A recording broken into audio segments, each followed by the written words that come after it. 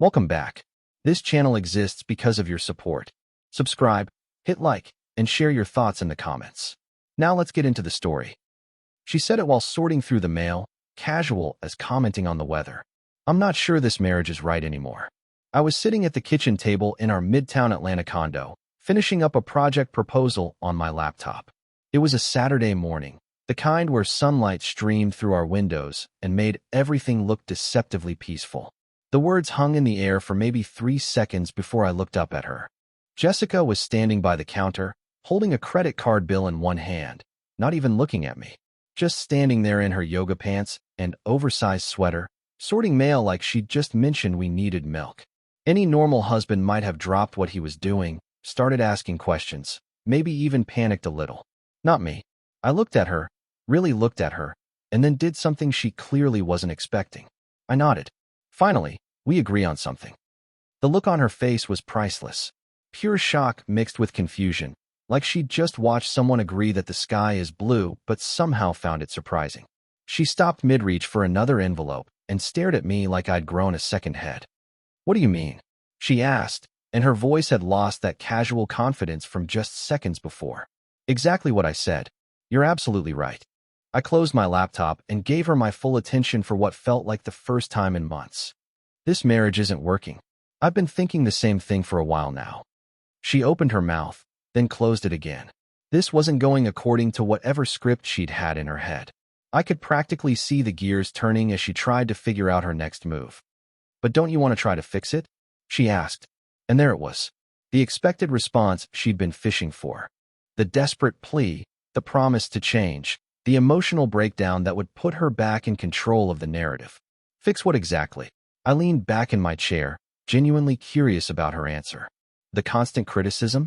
The way you talk about me to your friends like I'm some kind of embarrassment?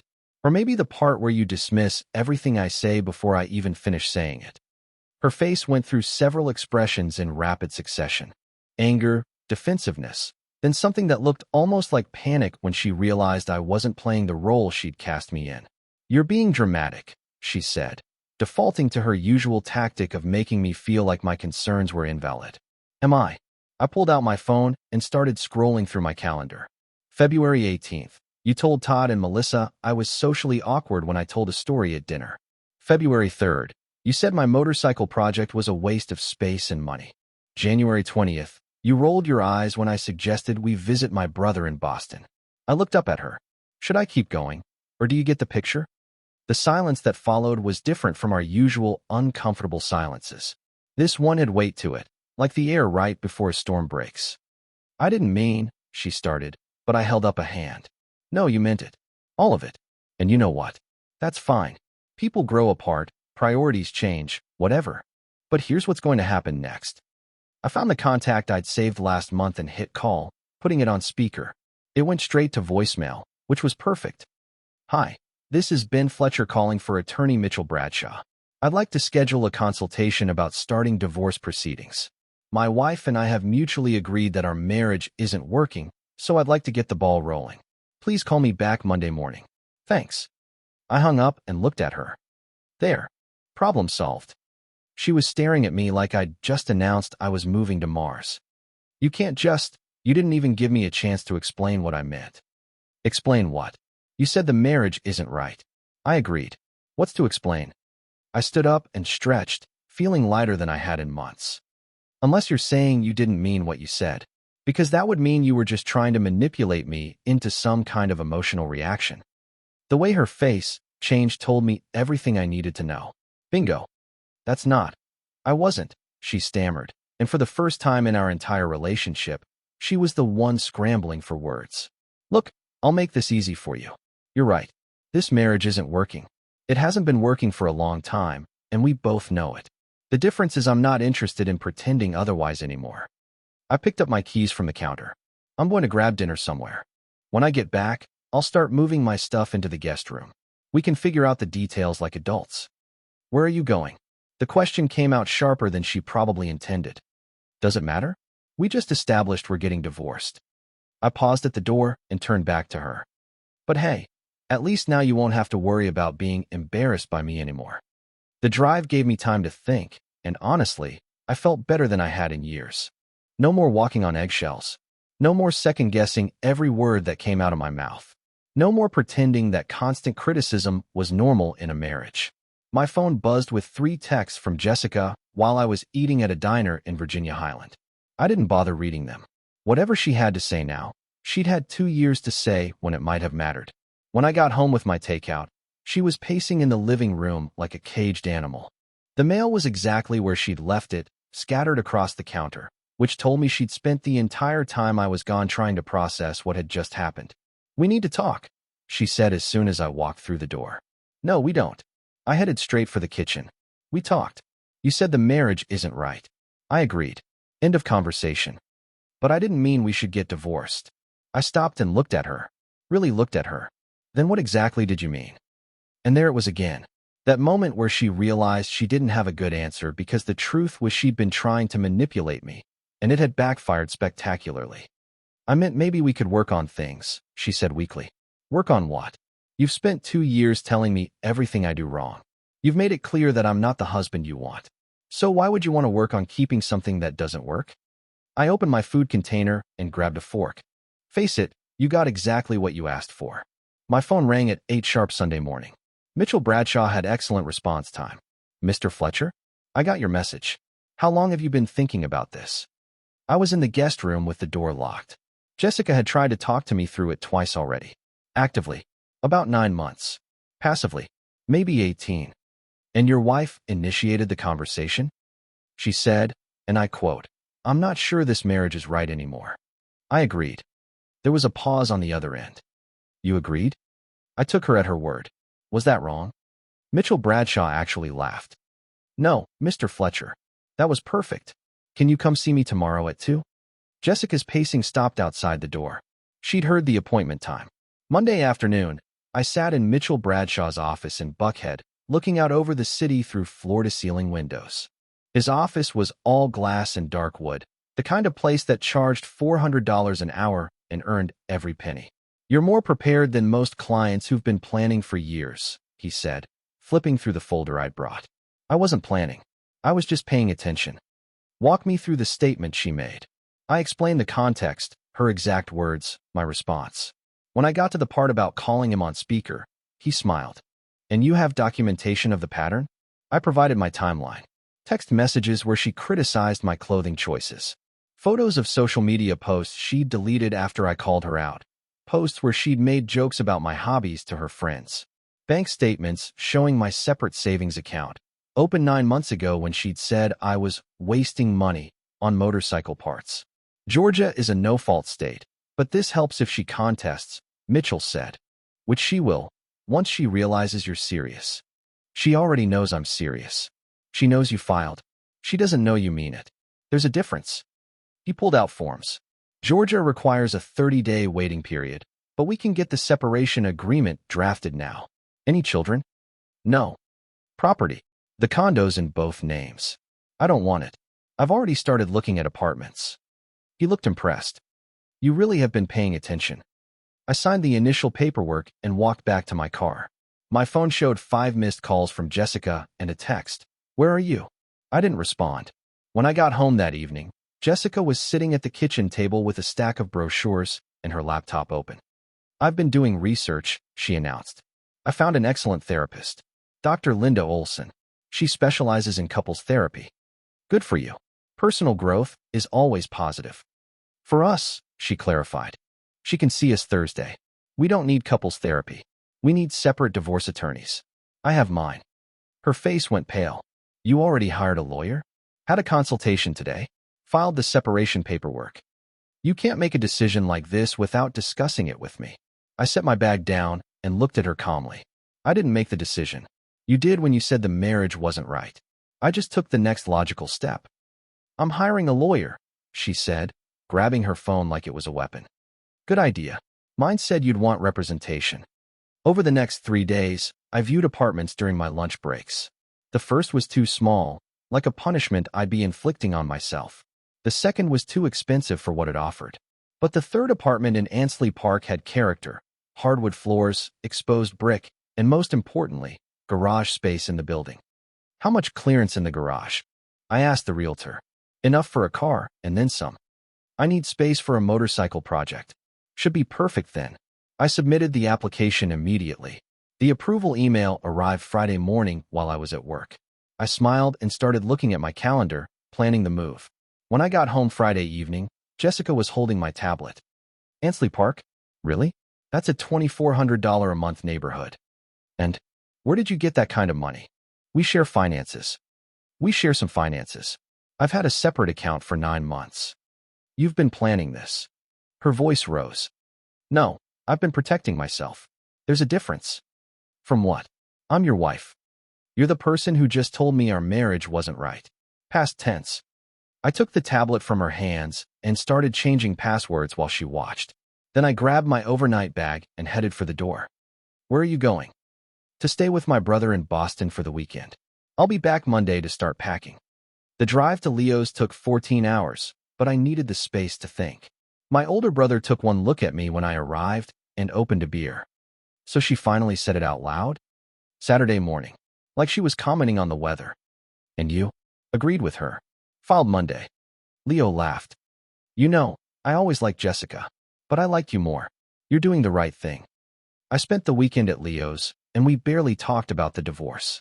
We watched basketball, worked on his deck project, and reminded me what it felt like to just exist without constant judgment. I drove back early Monday morning, my head clearer than it had been in years. Wednesday night of the second week, Todd and Melissa invited us to the varsity. Jessica thought it was an intervention. It was just not the kind she expected. Jessica said you just suddenly decided to leave. Melissa said carefully after we'd ordered our burgers. Is that what she said? She mentioned you might be going through something, Todd added. Maybe a midlife crisis? I'm 34. Little early for that. I took a sip of my Coke. But let me ask you something, Todd. How many times have you heard Jessica criticize something I said or did in front of you? Todd and Melissa exchanged a look. I mean, she has opinions, Todd said slowly. How many times has she rolled her eyes when I was talking? Made comments about my choices? Called me embarrassing or awkward in social settings? Melissa's expression changed. She does do that a lot. So when she told me our marriage wasn't right, was I supposed to disagree with her? Pretend she didn't mean it? Or take her seriously? When you put it that way, Todd said. She said the marriage wasn't working. I agreed. Everything else is just her being surprised that I listened. The conversation shifted after that. They asked about the apartment, about the divorce timeline, about how I was doing. By the time we left, I could tell they understood. Jessica had created this situation. I'd just had the courage to acknowledge it. Saturday afternoon, I found myself in a motorcycle shop in Virginia Highland. Vintage Cycle Works was exactly the kind of place I'd been avoiding for 2 years. Too much temptation, too much money Jessica said I was wasting. But I wasn't married anymore. Or wouldn't be soon. A woman was working on a Norton Commando when I walked in, grease on her hands, dark hair tied back. She looked up. Help you find something? Parts for a '69 Triumph Bonneville. My grandfather's bike. It's been in storage. Storage is death for these bikes. She wiped her hands on a rag. What made you pull it out now? I have garage space now. And time. She smiled knowingly. Divorce? I must have looked surprised because she laughed. You get a radar for it. The finally have time for my stuff energy. I'm Claire, by the way. Ben. Come on, Ben. Let me show you what we have. She walked me through the parts, discussing restoration approaches with the kind of competence that came from years of experience. No flirtation, no agenda. Just shared passion for bikes. We do a Sunday morning coffee ride, she mentioned as I was paying.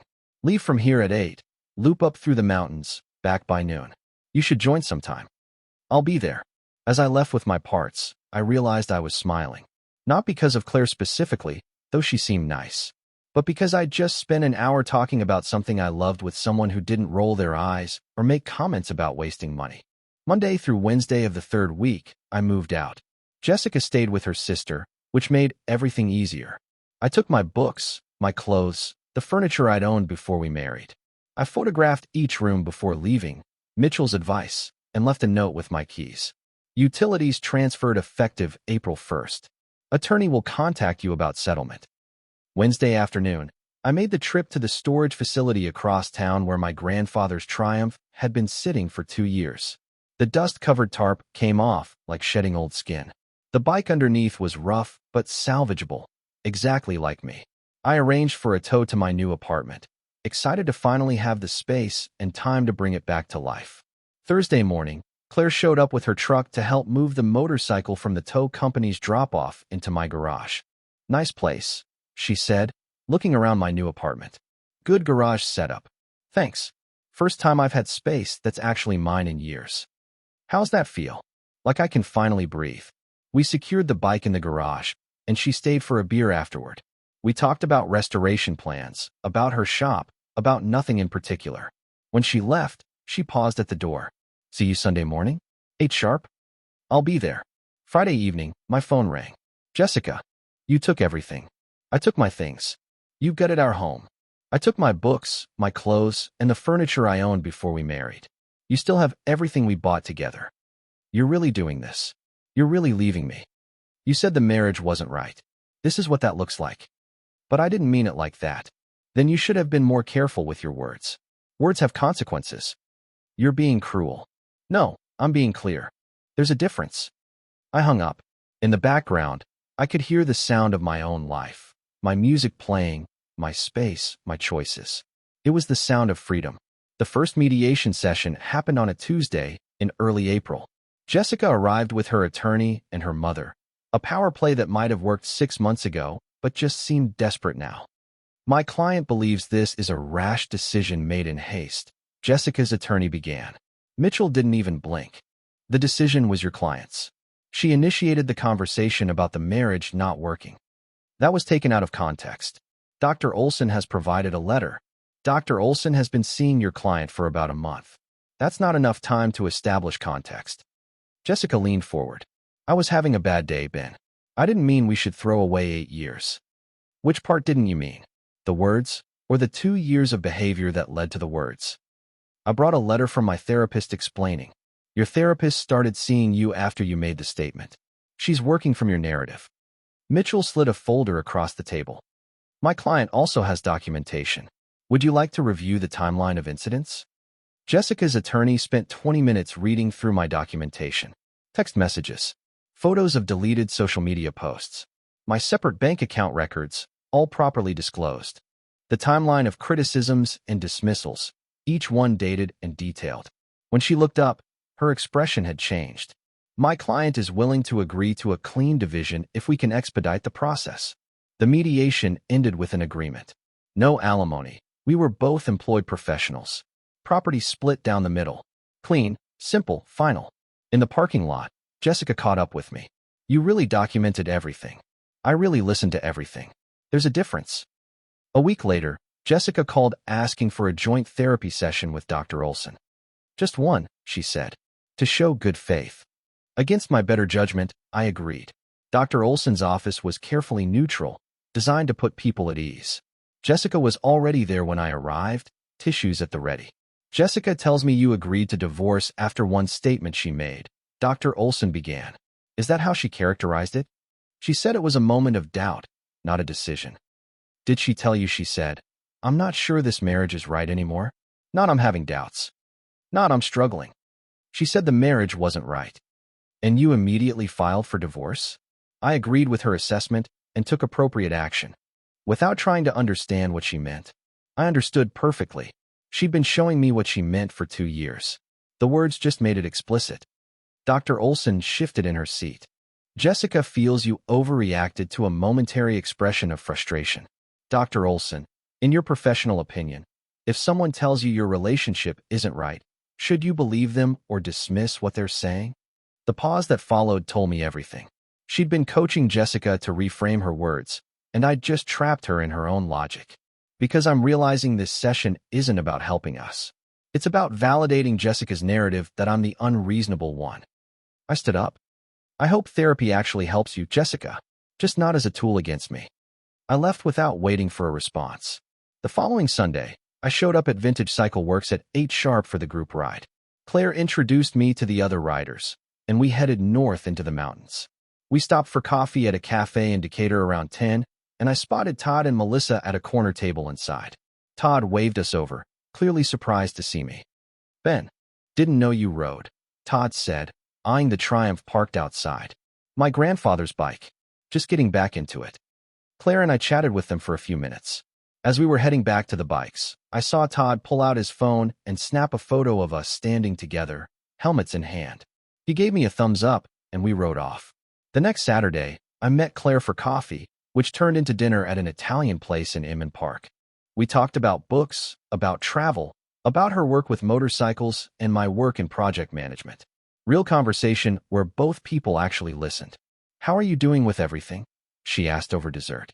"Honestly, better than I expected. I thought I'd feel sad or angry, but mostly I just feel free." "That's healthy." "My ex-wife is having what you might call a moment of clarity," I said, showing her the string of texts from earlier in the week. "She knows I'm seeing someone." Todd posted that photo he took of us at the cafe last Sunday. Claire glanced at the messages and winced. That's a lot of emotional dumping. She's the one who said the marriage wasn't working. But apparently when I agreed with her, that wasn't part of her plan. "Some people like to create problems they can then solve dramatically," Claire said. "Makes them feel important. When you solve the problem quietly and efficiently, you take away their starring role." Later, walking to our cars, she took my hand. It felt natural, easy, nothing like the constant tension I'd lived with for 2 years. The divorce hearing in early June was brief. Jessica showed up with a letter from a new therapist, apparently Dr. Olson, and she had parted ways, claiming the original statement was made during a depressive episode. The judge read it, looked at Jessica, and asked, "Did you make the statement attributed to you?" "Yes, but did you mean it when you said it?" Long pause. I was frustrated. "So yes, divorce granted." The gavel fell. 8 years, over in less than 15 minutes. In the parking lot, Jessica was waiting by my car. "You really did it. You actually went through with it." "We both did. You with your words, me with my actions." "I never thought you'd actually leave." "Then you didn't know me very well." "Which explains a lot." "What if I said I made a mistake? What if I said I've changed?" "I'd say you're 3 months too late." "But people can change." "Maybe they can. But you didn't want to change when it mattered.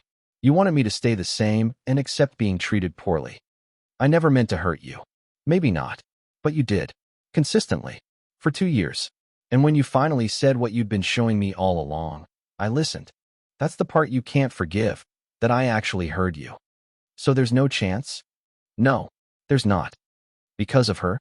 That motorcycle woman?" "Because of me. Because I finally chose myself.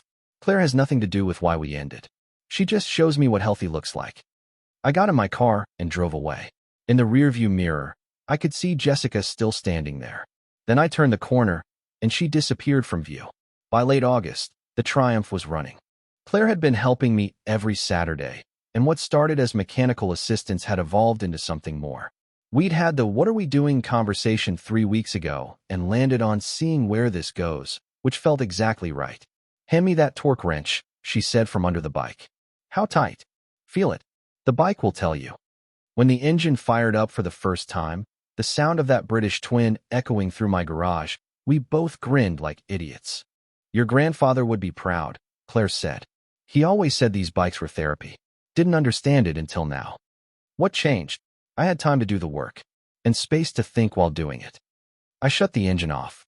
I realized my marriage ended 2 years before Jessica said those words. The divorce just made it official. "How do you feel about that?" "Grateful. She finally gave me permission to leave."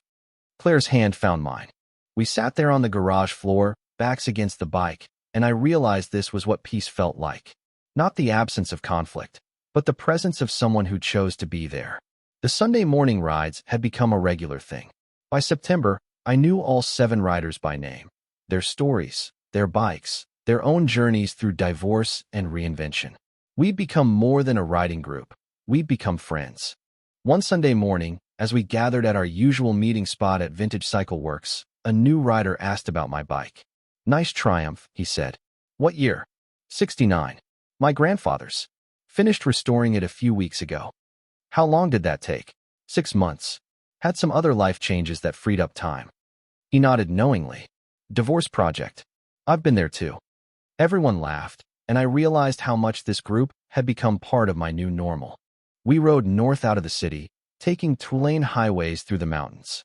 Formation riding, swooping through curves, no thoughts except the road ahead and the engine beneath me. Claire rode alongside on her Norton, and at every stop sign we'd exchange glances that said everything without words. By October, my new life had fully taken shape. Todd and Melissa hosted a dinner party, and Claire fit naturally into the friend group. "How's Jessica doing?" Todd asked over dessert. "Anyone heard?" "I saw her on Facebook," Melissa said. "Doing that whole finding myself thing. Lots of yoga and self-help posts." "Good for her," I said, and meant it. Genuinely. "That's very mature of you," Claire said. "It's honest. I hope she figures out what she wants. Just wasn't going to wait around while she did." Later, driving Claire home, she was quiet. "What are you thinking?" I asked. "That you handled everything better than most people would." I just listened to what she said and believed her. Everything else followed from that. On a Tuesday evening in mid-October, my doorbell rang. I was in the garage working on the bike when I heard it. Through the window, I could see Jessica standing on my front porch, looking nervous. I took my time wiping the grease off my hands before answering the door. "Nice place," she said. "The motorcycle looks good. What do you need, Jessica?" "I wanted to see you. To talk." "About?" "About us. About what happened." I leaned against the door frame. "What happened is you said our marriage wasn't right." I agreed. "We got divorced. That's the entire story. I've been in therapy. Real therapy this time. Dr. Olson and I don't work together anymore. I found someone who actually challenges me." "Good. I'm glad you're doing that work." I figured out why I said what I said. Why I treated you the way I did. She took a breath. "I was scared. Scared of being happy because I thought if I was happy, something bad would happen. So I sabotaged everything good, including you. That takes courage to recognize. Thank you for telling me. I want to try again. I'm different now. I understand what I did wrong." I looked at this woman who'd once been the center of my world, who'd slowly chipped away at my self-worth until I'd forgotten what it felt like to be respected.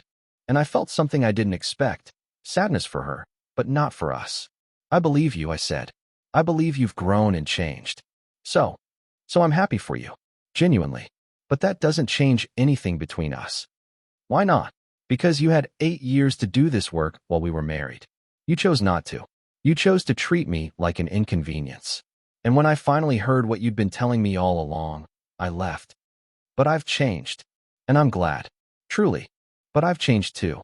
I've learned what it feels like to be with someone who chooses me every day, who respects me, who doesn't need therapy to figure out that I'm worth treating well." "Claire." "Yes. But even if there was no Claire, the answer would be the same. Because I finally chose myself, Jessica. And I'm not giving that up." She was crying now, genuine tears that looked different from all the times before. "I'm sorry. For all of it. I know. And I accept your apology. But that doesn't mean we go backwards. Can we at least be friends? Someday maybe. But not now. You need to move forward without me in your life." "I don't know how." "The same way I did. One day at a time." I walked her to the door. She paused on the threshold. "Be happy, Ben. You deserve it. You too, Jessica. You deserve to figure out who you are." After she left, I stood there for a moment, then went back to the garage.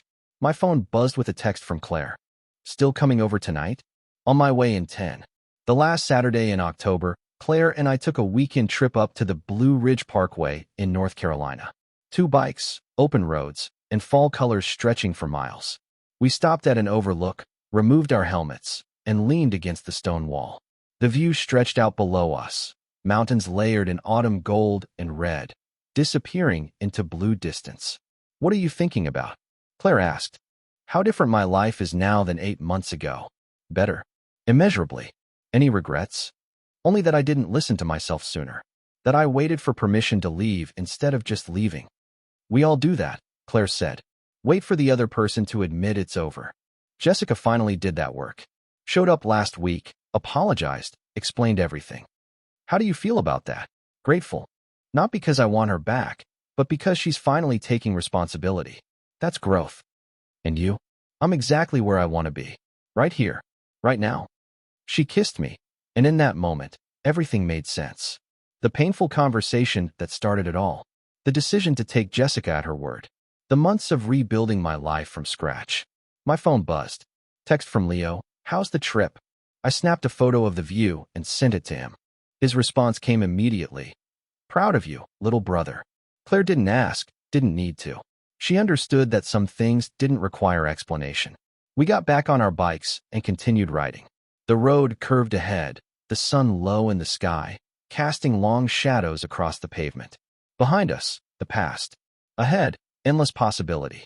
The sound of our engines faded around the curve, two people moving forward together, both finally free to be exactly who they were meant to be. Sometimes the best thing that can happen to you is someone telling you exactly how they feel about your relationship. It saves everyone a lot of time. I learned to listen when people show you who they are, and I learned to believe them the first time. But most importantly, I learned that choosing yourself isn't selfish. Sometimes it's the most honest thing you can do. Dear listeners, that's our ending. If it resonated, subscribe to support the channel. See you next time.